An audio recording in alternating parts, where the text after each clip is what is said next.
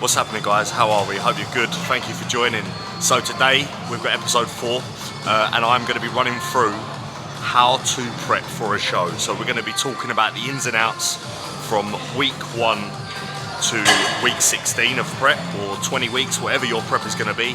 How would you start a prep and how it looks along the way, what changes you need to make to food, cardio, training, all the way to show day. So we will be talking about that through a little, in between exercises. We're hitting push today and I'm at muscle works. So we've got a big upper chest, delt, tricep and bicep session. I will catch you in a bit.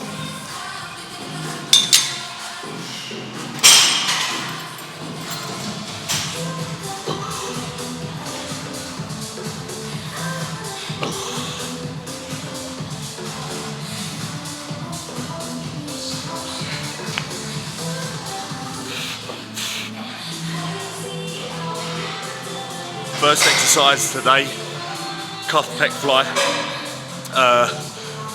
On my push day, I have the incline variant where you're driving up for the pec minor, which has helped massively with my upper chest. I'm having a lot of people comment on my top shelf who've been viewing my Instagram. That is the main movement for that upper pec, but you can still do the cuff flies for the mid pec as well. So set the cables midway, coming in, just ensure that, yes, some people like to touch their fists. I'm trying to drive my elbows inwards as well to really shorten that pec.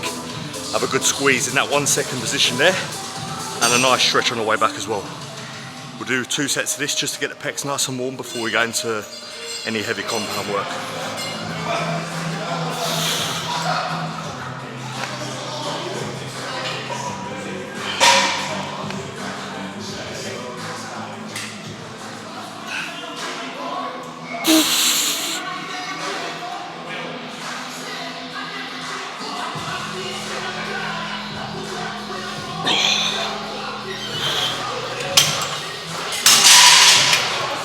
Some high incline dumbbell presses now. So that's obviously normal than your average incline. This is going to target a little bit higher up near towards the collarbone. Some sessions I do switch it up. I obviously try and stick to plan, but when we come to different gyms, I do sometimes use different equipment. So today we'll run with a very high incline dumbbell press. Not sure what weight, but at the moment I'm just trying to match my logbook. So we are currently 11.5 weeks out from my first show.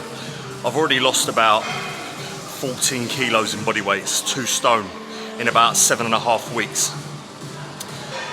Even if I keep my strength where it was at when I started prep 20 weeks ago, that is a win in itself. I'm just literally trying to hold on to as much tissue as possible close to the show. I am getting stronger on certain movements, which means I'm building tissue. Even as food comes down, drugs slowly escalate up as well. But when you're pushing sessions, you'll probably find that the pushing sessions are most dictated by body weight. So I've got to get to sub 83 kilos, right? There's no way that I'll be as strong at 83 as I was at 110. No one on this planet can do that. So I'm very happy so far. I'm very happy with the top shelf that's come up. My pecs are developing. So let's see what we can hit on this high incline press today.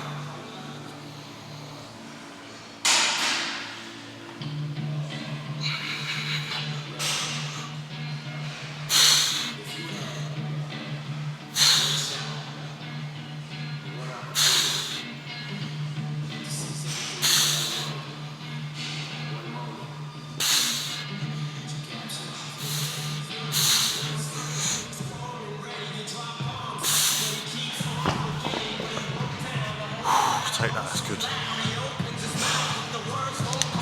How do you start a prep? Say you've got 16 weeks. What should week 16 look like?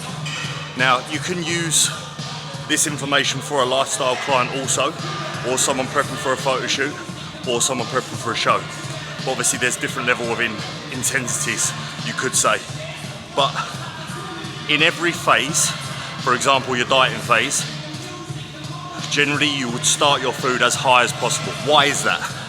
Well, ideally you would have had an off season to set the diet phase up. So when you're looking at diet phases or bulking phases, The phase prior should always set the next phase up. When you have a good off season, you get your calories really high. You can slowly chip away at those calories and still drop a lot of body fat. So for example, in off season, I was on over 5,000 a day. As soon as Callum drops me to 3,800, which were my rough starting macros for prep, the body fat was flying off. Obviously some of it is water as well, but could Callum drop my calories straight away to 2,500? Yes, potentially. Would I lose a little bit more body fat a little bit faster? Potentially. But the trade-off is not worth it. And what I mean by that is you risk losing more tissue. The fatigue would set in quicker. The training performance is not going to stay high throughout the entirety of the prep. So start your food as high as possible.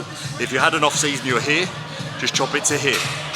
Then we generally slowly taper the food down all the way to the show. You have to make sure that you don't do it too fast, but that you also don't do it too slow, because you might not make the date that you're meant to be ready for. We've obviously got a weight cap, we've got to get under 83.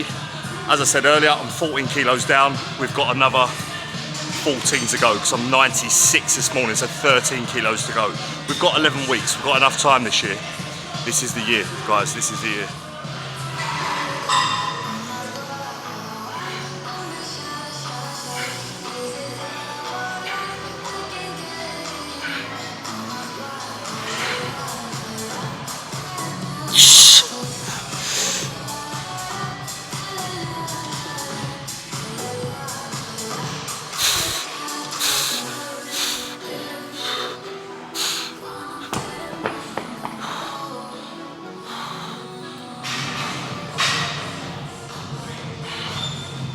For me, in this 20-week prep, the first 8 weeks has been relatively straightforward.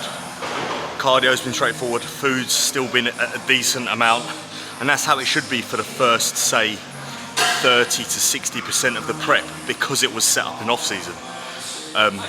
So my food is still at about 3,000 calories a day on training days at 11 weeks out, and 2.5 on rest days. That will obviously come down, but like I said, this first 14 kilos that I've dropped in 8 weeks, that was relatively straightforward. Now, after in a couple more weeks' time, you'll start to see the fatigue set in, and that's when it gets really hard. But if you're just a lifestyle client, that first 8 to 10 weeks of dieting in the 12 to 14 week diet phase should be relatively straightforward. Hunger should really only set in towards the back end of a prep.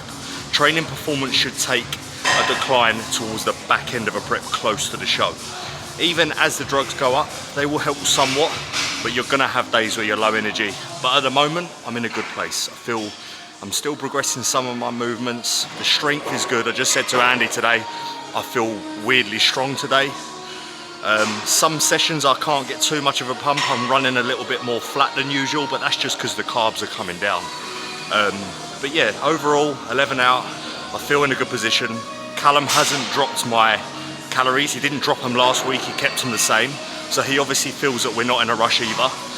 Anyone who's been following the channel knows that I was rushing last year, and it's so stressful to rush when you've got a weight cap to hit. We are not stressing this year round. I can just ease in slowly. Callum feels like I'm in a good position.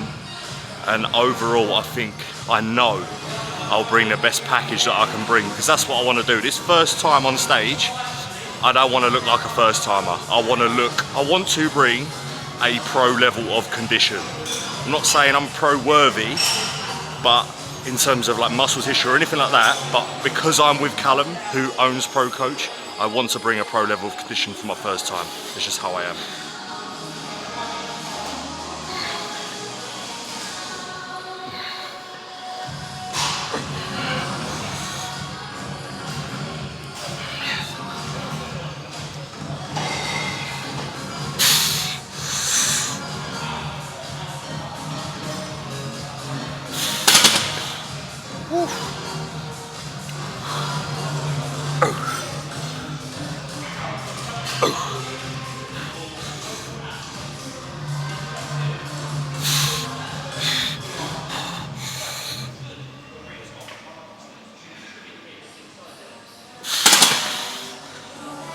So another question you may have, what should my cardio be at?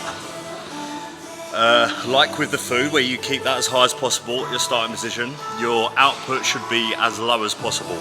You want to get the most out of as little work as you can. So I started on 20 minutes cardio daily. You know, some people might start at 3 or 4 times a week. And now we're doing 50 minutes fasted in the morning daily. But that's because I'm doing a show. If I was just dieting like a lifestyle client, you might only push that to 35, 40, 45 minutes daily. But you do not start doing 1 hour cardio if you've got a 4-month diet phase planned out. You'll burn out early. The mentally strong could do it, but when the lifestyle client joins you, they're generally 3 or 4 stone overweight. They're not gonna go from doing nothing to 5 weightlifting sessions and 60 minutes cardio a day and 1,200 calories. It's just not feasible. So cardio as low as possible, slowly titrate up. So we've titrated about 5 minutes every couple of weeks. So as I said, I started on 20 and now I'm doing 50. That'll probably move to an hour max. Last year I was doing an hour and a half, but we were rushing. Generally, I would say most of Cal's clients, maximum they do is an hour cardio.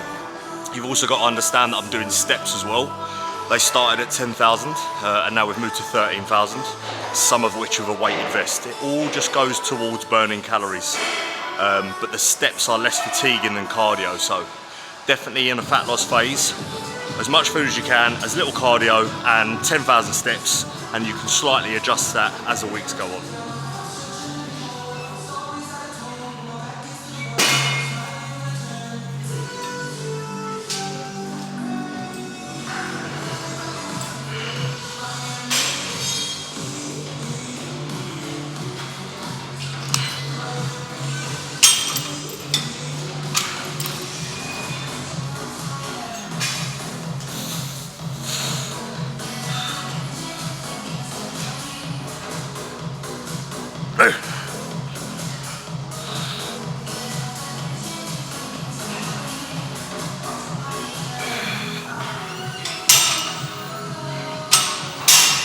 So with your training during the fat loss phase or the prep, generally you're treating it the same as if you was in off season. Training doesn't change regardless of whether you're in a deficit or a surplus. You're still trying to train like you've got a gun to your head. Obviously, an off season is where the true tissue is built because you're in a surplus. But prep is to reveal the tissue that's being built. All of a sudden, people are jumping to do 15, 20 reps on everything because they're cutting. No, not at all. I still keep my top set and my back off set in there. Still trying to progress the weights that I was doing in off season, which is possible at the first half of a diet. As I said earlier, the only time you shouldn't be getting stronger is when you're getting really, really lean. So just make sure you're not swapping your rep ranges around, your exercise selection. Keep it the same as you did in off season. Every 16, 20, 24 weeks, I might have a new training plan. But as I've said in previous videos, my training plan remains the same as it was in off season. The only difference is I'm doing my cardio and I'm in a deficit and I'm shredding up, so.